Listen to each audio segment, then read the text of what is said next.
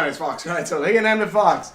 And welcome to another, today I just finished watching Halloween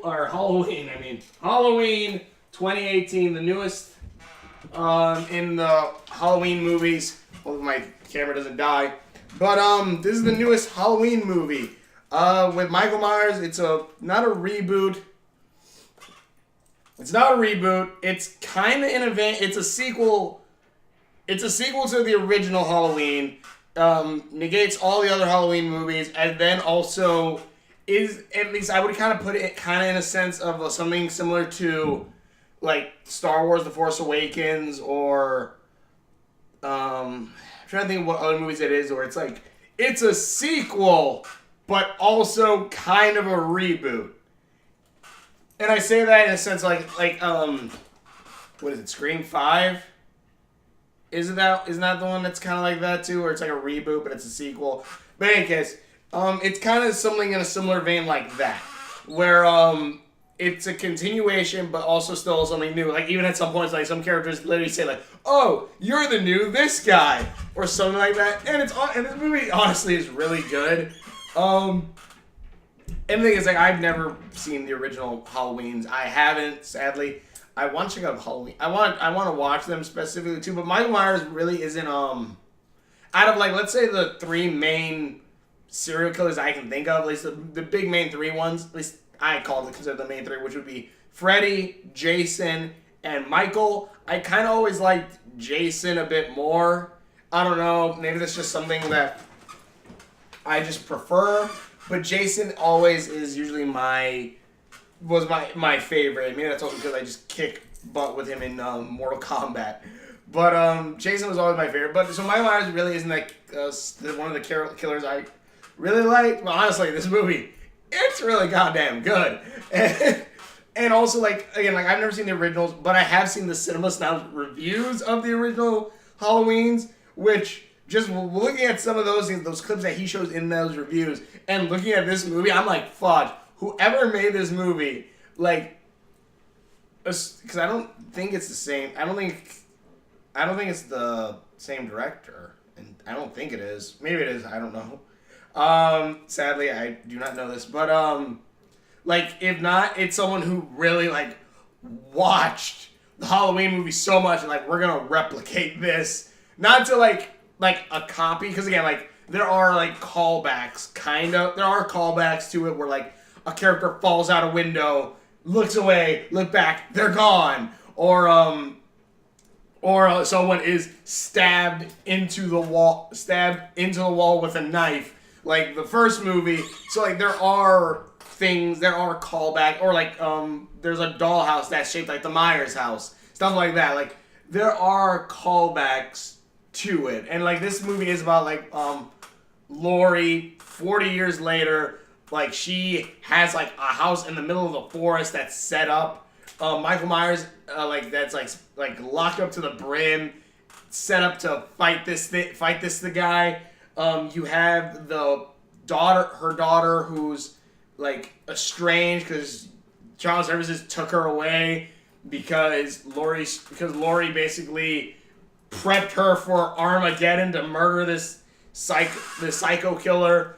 Michael is locked up in like a prison, insane penitentiary, where some reporters go in, which is like the opening scene, goes in like, Michael, we have something, like they're trying to, get his side of the story, I guess. We're trying to make him talk. His doctor, who's the Lou Loomis, like they literally call him that at one point, just goes, he's never said anything in the last 40 years. And like the two reporters kind of like go like, Michael, we brought something for you to see, like try to get a reaction, and it's the Michael Myers mask.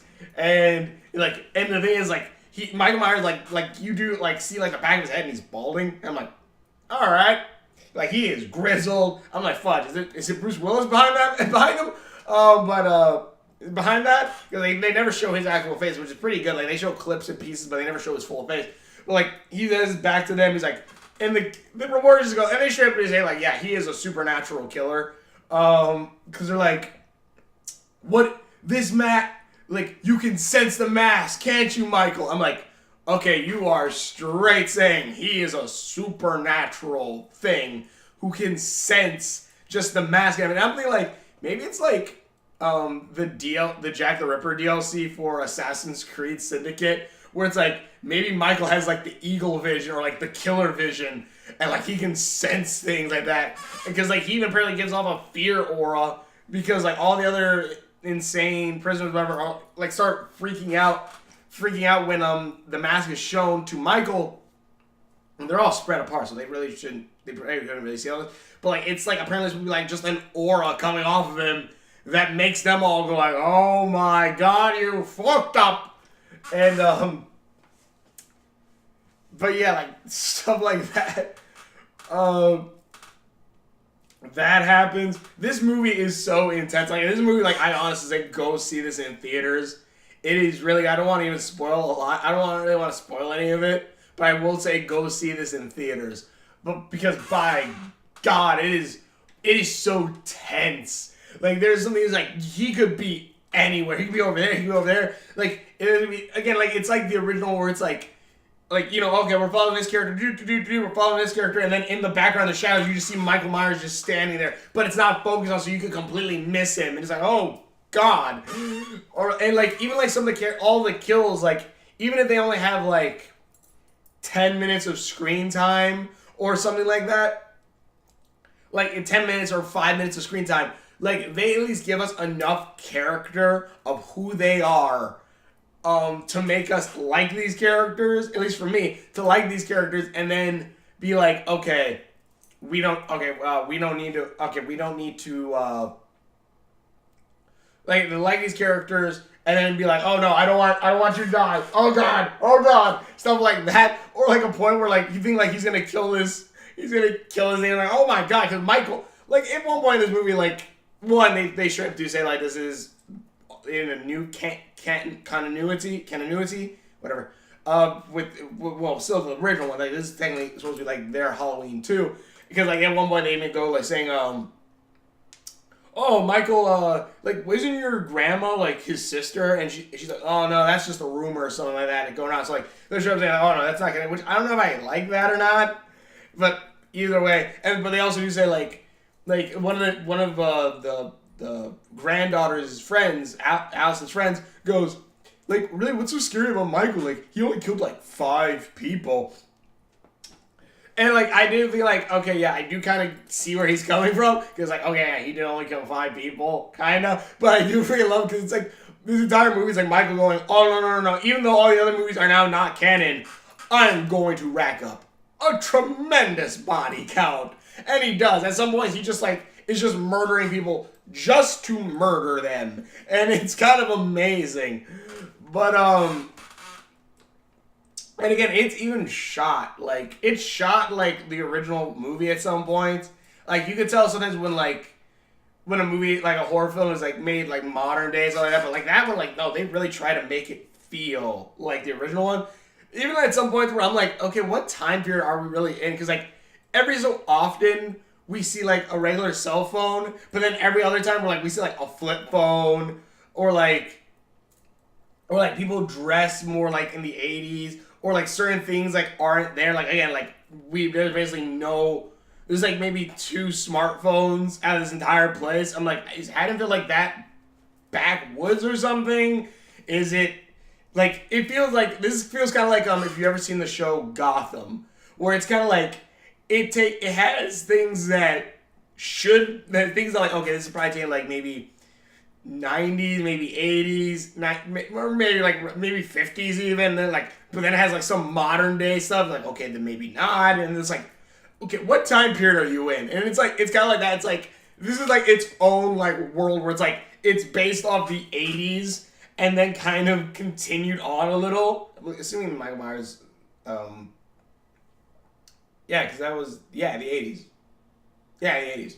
Yeah, because like it's like that kind of of course the 80s. It's like kind of like that. It's like it's like if like you take best thing I describe is the Alien game, the one where you follow Ripley's daughter. I can't remember. It's the good one. Isolation. And that one where it's like okay, all this technology is immediately taken from that 80s style that 80s style, like you are taking that style. You're taking that how that world was set up for like this technology based off the 80s technology, and you bring it into like this not modern day but this newer version. It's kind of like that where it's like, okay, you take the setting and everything from that and kind of level up if like the 80s still was hanging on for dear life. And it's kind of cool, but also it is kind of like, wait, what time is this? But then again, like you immediately forget it, but it's still a good movie. It really is. And I do love like some characters pop in, but then they immediately disappear. Like this one kid that his babysitter's watching, where it's like they took like the very stereotypical black like the very typical African American or black like moviegoer, like the stereotypical like, oh no, he gonna kill you, run! Like the stuff like Tyler Perry like tries that, yeah, any case, something like that, and then kind of put in this little kid, and he's like, oh no, you gonna die, Dave, you gonna die, run! No, you can, no, don't go in there. Not Laura, whatever. But yeah, like it's stuff like that. It's like really funny. And also at one point there is a character who like loses some fingers, and like you see the shadow, and like you just see like it kind of looks like they're going like this, and the person I'm with is just like, she goes, and I'm like, and I go pew pew, and it's kind of really funny. Not to mention because Michael Myers doesn't talk, and I have a thing when certain characters don't talk, and they're just silent characters. I'm like, I love adding like my own subtitles in my own head of like what they're saying, like, oh, she's gone? Fuck. And stuff like that. I don't know, it's just kind of like just stupid stuff from watching the Cinema Snob for so long. It's just like, okay, I'm adding my own subtitles in my head. But I highly recommend it. This movie is intense. It has good scares. It has like a eerie sense of dread that just comes over this entire movie. There's twists in this movie. I'm like, oh god, really? And like it is a really good movie. It's beautifully shot. It is just downright awesome. I highly recommend it, especially for Halloween. It is a good movie. I want to see what's gonna happen next, because they kind of do hint like towards the end where you hear breathing. So it's like, and it's kind of, so we'll be like, if we're like, oh well, we could have a sequel probably. This does well, so they might do a sequel. We might. Heck, if anything, I want them to be like, okay, cool. Now let's get Friday the 13th in here. I want to see Friday the 13th remade or like done again. Maybe you have another sequel or something. I don't know. Have that done. Let's get another Nightmare on Elm Street remake going, or not remakes, like continuations, I guess. But then again, in the first Friday the 13th, Jason isn't the killer. Any case, but yeah, let's get stuff like that going. I kind of want to see. But anyways, this movie was awesome. I liked it. Tell me what you guys think in the comments below. Thank you for watching. If you want to videos that I've done, links are on my Facebook around there somewhere. And we will see you later.